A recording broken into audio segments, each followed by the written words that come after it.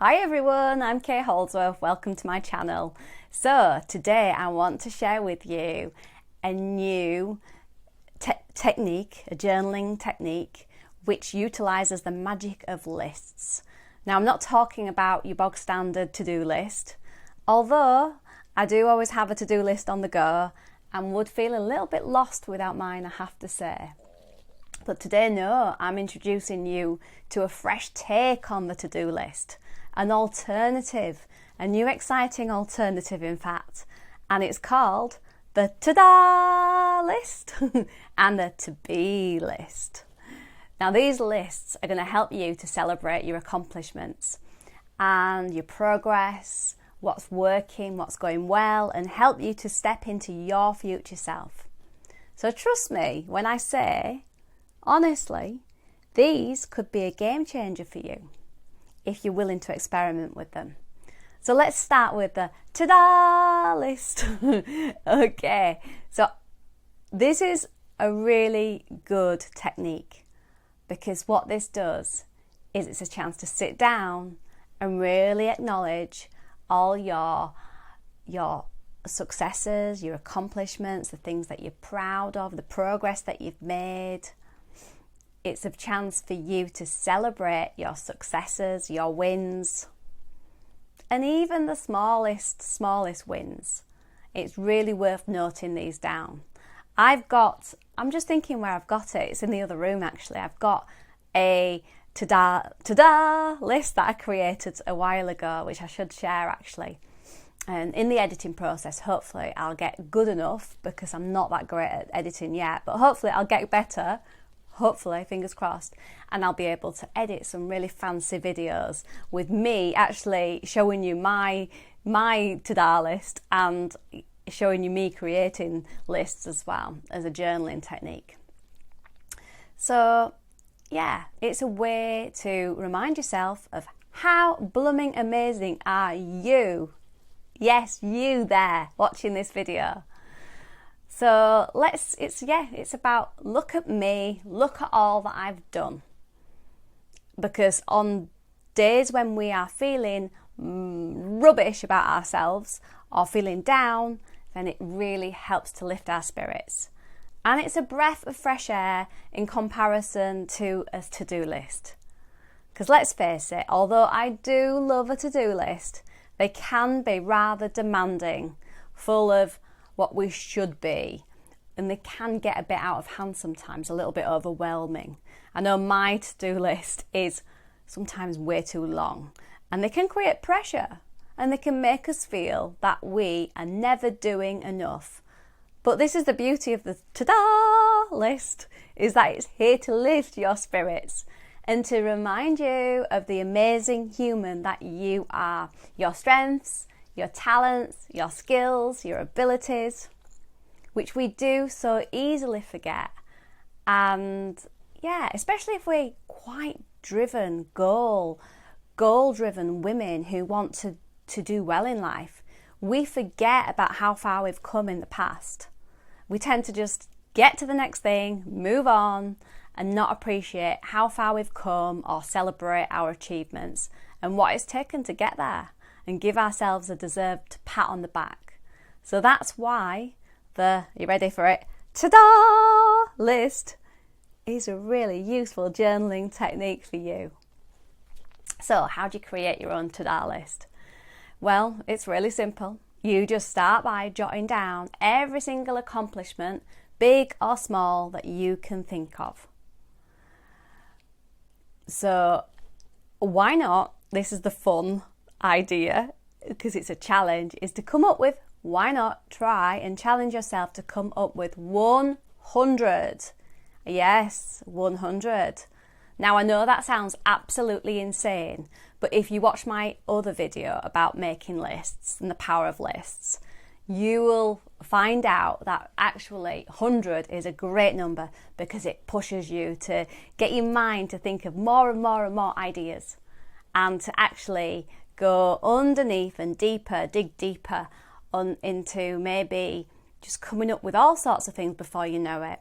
Way back in time, like I just wrote down on my list, passing my driving test. Doing my PGCE. Those things were like 20, 30 years ago. Going to Australia, travelling on my own. That was a long time ago. But you know what? That is on my to-do list. It really genuinely is, because I did that.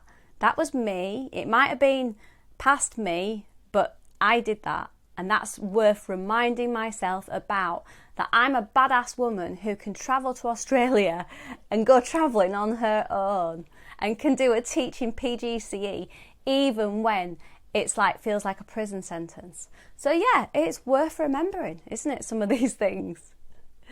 So let's get to the other list, the to be. The to be. This is a chance to step into the version of you that you want to be, that you want to be living.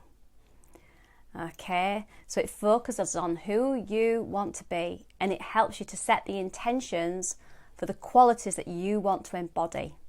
So the person who you want to show up as, who you want to grow into, who you want to show up in the world as. So this is really powerful. It's a powerful way to manifest and create your future self, whether that be 5 years from now or actually just tomorrow.